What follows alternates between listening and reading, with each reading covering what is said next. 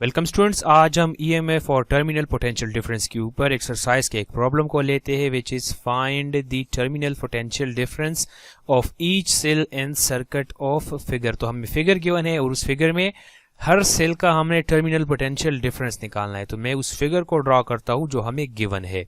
तो एक बैटरी है 24 वोल्ट की जिसका इंटरनल रेजिस्टेंस 0.1 ओम है, दूसरी बैटरी जो है 6 वोल्ट की जिसका इंटरनल रेजिस्टेंस 0.9 ओम है और दोनों क्रॉस 8 ओम रेजिस्टर लगे हुए हैं। ठीक है, तो अभी सबसे पहले हम करंट को देखते हैं कि करंट किस डायरेक्शन में फ्लो करेगा। ठीक है, तो अगर इस 8 ओम रेजिस्टर के क्रॉस सिर्फ ये 24 वोल्ट की बैटरी कनेक्टेड हो तो करंट का डायरेक्शन ये होगा from positive terminal towards the negative terminal. और अगर ये 6 वोल्ट की बैटरी जो है सर्किट में सिर्फ ये कनेक्टेड है तो फिर करंट का डायरेक्शन ये होगा from positive towards the negative potential. और अगर दोनों कनेक्टेड है तो फिर करंट का क्या डायरेक्शन होगा। देखिए इस फिगर में दोनों कनेक्टेड है और दोनों के करंट्स एक दूसरे के अपोजिट है, तो जो नेट डायरेक्शन होगा करंट का वो डिपेंड करता है कि किस बैटरी का ईएमएफ ज्यादा है।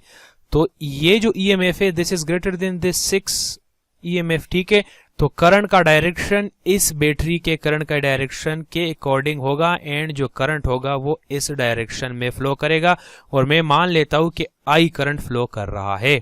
हम नेट ईएमएफ को निकालते हैं कि सर्किट का नेट ईएमएफ क्या होगा। तो नेट ईएमएफ वुड बी इनका डिफरेंस, क्योंकि दोनों बैटरीज के करंट एक दूसरे को अपोज कर रहा है। तो नेट ईएमएफ बन जाएगा 18 वोल्ट। तो हम करंट को निकाल सकते हैं which is the net EMF यानी 18 volt divide by the total resistance. तो टोटल रेजिस्टेंस एक 8 ओम का है और चूंकि हम ईएमएफ को यूज कर रहे हैं तो हम इंटरनल रेजिस्टेंस इसको भी लेंगे, एक 0.1 का है और दूसरा 0.9 का है। तो ये बन जाएगा 18 divide by 9 which is equals to 2 ampere. तो 2 एम्पियर का करंट जो है इस सर्किट में फ्लो कर रहा है। अभी हमने टर्मिनल पोटेंशियल डिफरेंस निकालना है दोनों बैटरीज के लिए। तो सबसे पहले हम 24 वोल्ट बैटरी के लिए टर्मिनल पोटेंशियल डिफरेंस को लेते हैं। तो देखिए जब सर्किट में सिर्फ ये बैटरी प्रेजेंट होगी तो करंट का डायरेक्शन ये होगा, और जब दोनों साथ में प्रेजेंट है फिर भी करंट का डायरेक्शन सेम है तो ये बैटरी मतलब डिस्चार्ज हो रही है, क्योंकि दोनों केसेस में करंट का डायरेक्शन सेम रह गया। तो इसके लिए मैं लिख सकता हूं terminal potential difference is equals to EMF minus I R. तो टर्मिनल पोटेंशियल डिफरेंस बन जाएगा, इसका ईएमएफ 24 है minus current is 2 multiply by internal resistance 0.1 which is equals to 24 minus 0.2। तो ये बन जाएगा 23.8 वोल्ट। तो 24 वोल्ट बैटरी का जो टर्मिनल पोटेंशियल डिफरेंस है वो 23.8 वोल्ट है।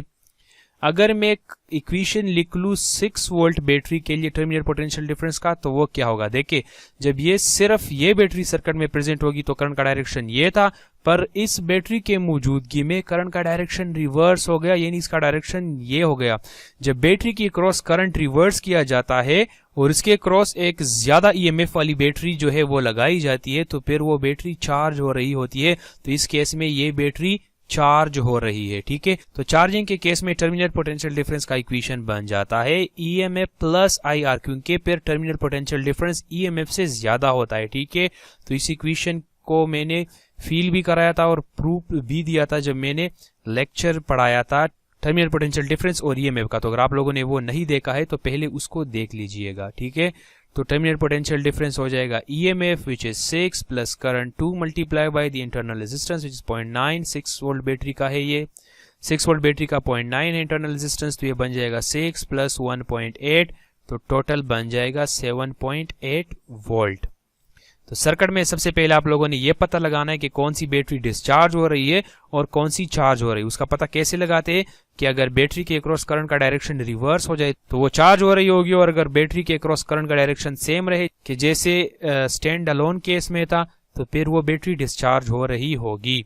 तो अगर आप लोगों के कोई क्वेश्चंस है इस टॉपिक के बारे में या इस न्यूमेरिकल के बारे में तो आप लोग कमेंट सेक्शन में पूछ लीजिएगा। आगे मिलते हैं, तब तक के लिए अल्लाह हाफिज।